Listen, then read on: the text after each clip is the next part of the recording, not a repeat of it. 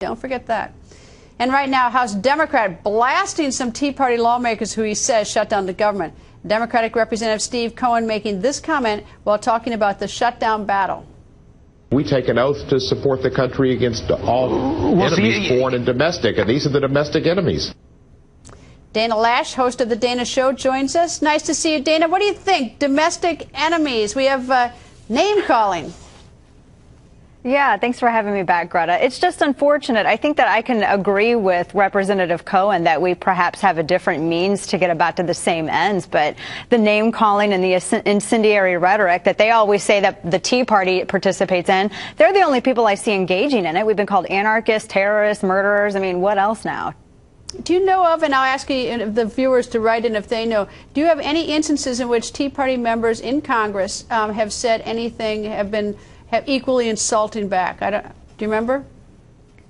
Not to memory. If there has been, I would be kind of surprised at some of them, especially since, they've been calling out folks on the left for calling, well, I have heard, it doesn't count as Tea Party, Greta, but John McCain called us hobbits, but that's not really the same thing.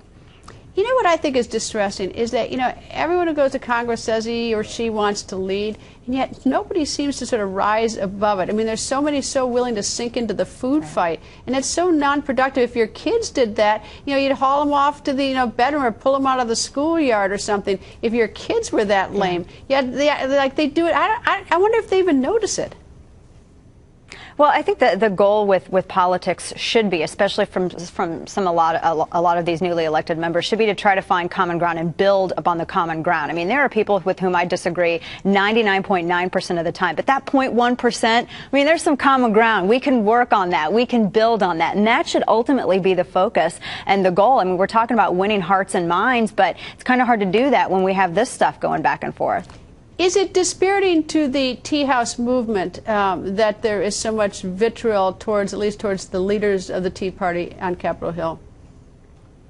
I know a lot of them, and I think some of them look at it as though it's feathers in their cap, so to speak. I mean, it's, if they're getting mad at you and you're taking flack, I guess that means you're right over the target. So some of them, I think, look at it and they're like, yeah, we're having some effect. We're at least making them mad. But, and that's great because it fires up the base and you get, you get people involved and they pay attention. But at the same time, we need to go back to that common ground and work on building that.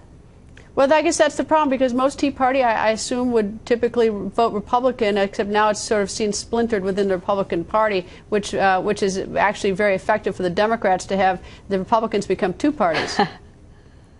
Yeah, well, and the funny thing about the Tea Party is that back in 2010, when all of this was building, there were a lot of former Democrats or people that were Democrat, registered Democrat, decided to call themselves independents and said, you know what, we really believe it's all about limited government. I mean, Tea Party isn't really a Republican thing. I've long thought that it's the unattached conscience it should be of both parties. I mean, anybody who wants limited government and fiscal responsibility, that's where they should be, is in the grassroots movement.